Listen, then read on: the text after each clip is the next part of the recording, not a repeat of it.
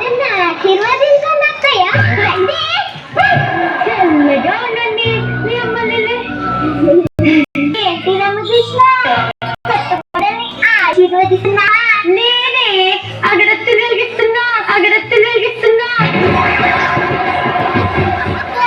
కొత్త కోడలు రాగానే సెటైర్లు వేస్తున్నావా? సెటైర్లు కాబట్టి దోష వేస్తా. వచ్చిన పని ఏంటో చెప్పు. అబ్బా అదేం లేదు. నాకు వస్తున్నాం కదా 4 టమాటాలు బెల్లముకుంటే ఇవ్వవు. అదేదో డైరెక్ట్ గా కప్పుకుని అడిగితే సరిపోతుంది కదా. అమ్మా అనుష్క, ఆల్రెడీ కూర తెచ్చానక్కయ్యా. పిల్ల మంచి ఫాస్ట్ గా ఉంది.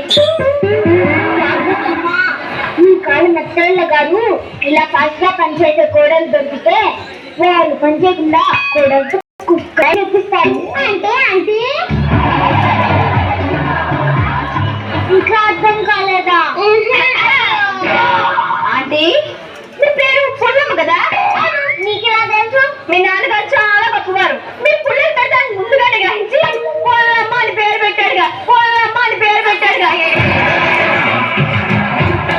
రమ్య, చూసానని కొత్త నన్ను ఎంత పని అన్నాడు? అదేముంది, అది నిజమేగా. వచ్చిన పని అయింది కదా, వెళ్ళి ఇంకా.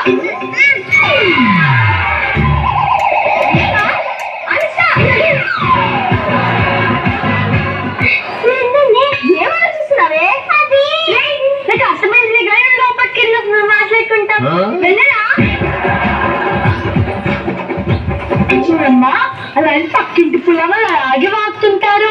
పట్టించుకోకు. అయినా ఇంటి పని ఒక్కడంతా ఎలా చూపిస్తే చెప్పు. అందుకే మనం పనిగా పంచుకుందాం. చెప్తా. రోజులో సగం అంటే పొద్దున 8 నుండి రాత్రి 8 వరకు పనులన్నీ చేయాలి. రాత్రి 8 నుండి పొద్దున 8 వరకు పనులన్నీ చేస్తానే.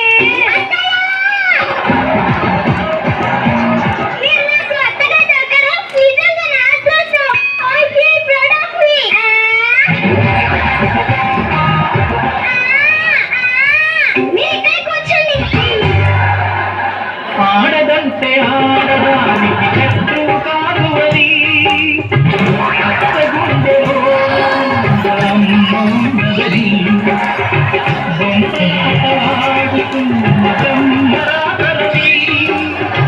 ఏదో లేని అభిమానం. నిజమే అమ్మా, పొద్దున్నే ఊటికెక్కాలి. అలాగే అత్తయ్యా.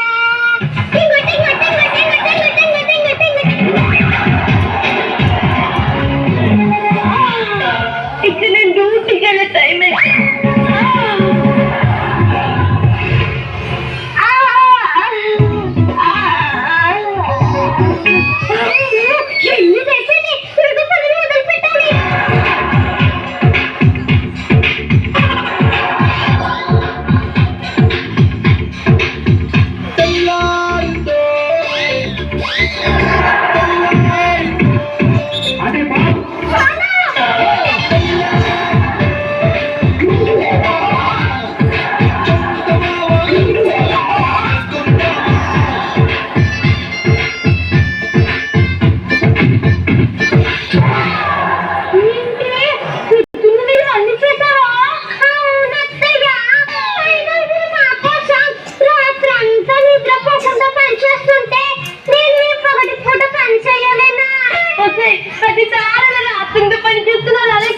ఎవరైనా వింటే ఏదైనా వాచ్మెన్ పని చేస్తున్నా అనుకుంటారే.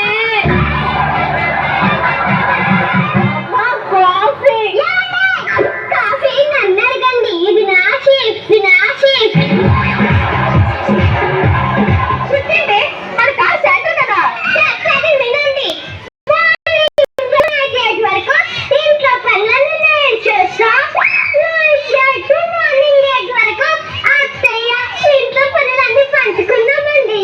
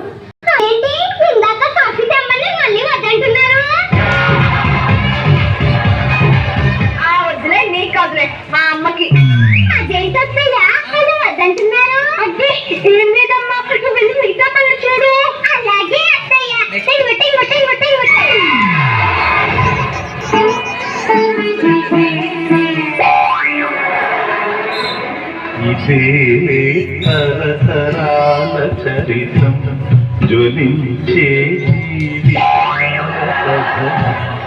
ఇదే తరతరాల చరితం జ్వలించే బాగున్నావా మనుష్క? ఆంటీ ఇంకేం బాగుంటావులే, ఇంటికి వచ్చిన కథలో మెరుగు పెట్టిన బంగారం లాగా ఉండేదండి. ఇప్పుడు ఇంటి పనులన్నీ చేసి రంగు పైన కాలు బంగారంలా తయారు